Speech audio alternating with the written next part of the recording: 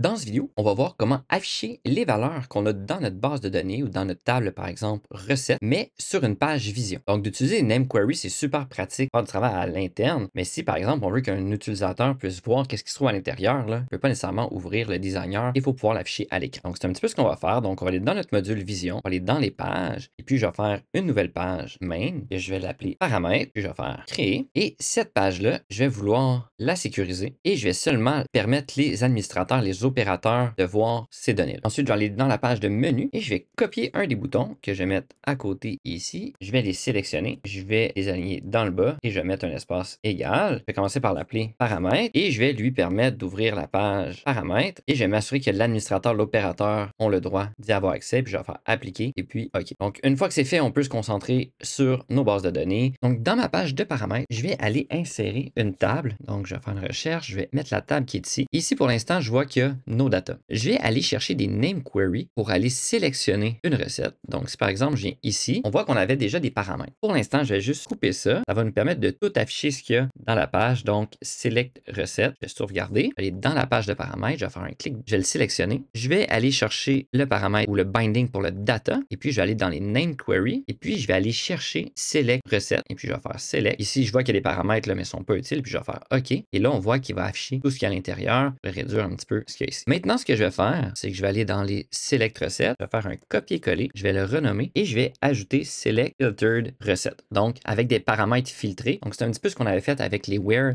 dans les vidéos précédentes. Donc, ici, ce que je vais vouloir ajouter, ça va être ou que le ratio est plus grand ou égal au ratio, que le flow est plus grand ou égal au flow et que la température est plus grande ou égale à la température. Donc, ici, il faut que j'ajoute un autre paramètre qui va être le paramètre flow et lui aussi, je vais le mettre en float. Hey, je vais sauvegarder ça ici. Je vais retourner dans le module Vision, dans ma page de paramètres. Et ici, je vais aller chercher des labels. Le premier que je vais appeler ratio. La deuxième sera la température. Et le troisième va être le débit. Ensuite, je vais sélectionner ça. Je vais les aligner à gauche. Je vais donner un espace, ça soit un peu plus organisé. Et ensuite, je vais aller chercher un champ numérique. Et ici, non, on pourrait laisser le nom par défaut, mais là, je trouve que c'est quand même important de le changer, qu'on puisse le retrouver facilement. Donc, si le field, je vais mettre le field pour le ratio, par un copier-coller, et je colle encore, je sélectionne, je les aligne à gauche, et je vais mettre un espacement aussi, et on va l'aligner. Le deuxième, je vais le changer pour le field de température, et le troisième, je vais le changer pour le field de débit. J'aurais pu l'appeler flow s'il n'y aurait pas de problème. Ensuite, je vais aller sélectionner la table et je vais aller chercher le binding des data. Et plutôt que d'aller chercher le select recette, je vais aller chercher select filtered recette. Et là, ici, je vais avoir mes trois paramètres que je peux afficher ici. Donc, le ratio, la température et le flow. Et ici, je vais vouloir mettre des valeurs. Je pourrais rentrer des valeurs par défaut ici. Mais sinon, je peux aller faire un binding ou un lien avec les champs que j'ai ici. C'est pour ça que je voulais mettre des bons noms pour éviter de me mélanger. Donc, je vais cliquer ici, dans le root container. Et là, ici, je suis pour le ratio. Donc, je vais aller chercher le champ du ratio et je vais aller chercher la valeur. Et nous, c'est la valeur float qui nous intéresse. Je vais faire OK. Pour le deuxième, ça va être la même chose, mais au lieu du ratio, ça va être la température. Je vais aller chercher le champ de température et le float. Et pour le troisième, c'est la même chose, mais ça va être pour le débit. Si je vais aller chercher aussi la donnée float. Et puis, je vais faire OK. Et puis, je vais faire OK. Par contre, ici, les champs, par défaut, ils vont être de type integer, donc des entiers. Moi, je vais aller sélectionner float pour les trois champs.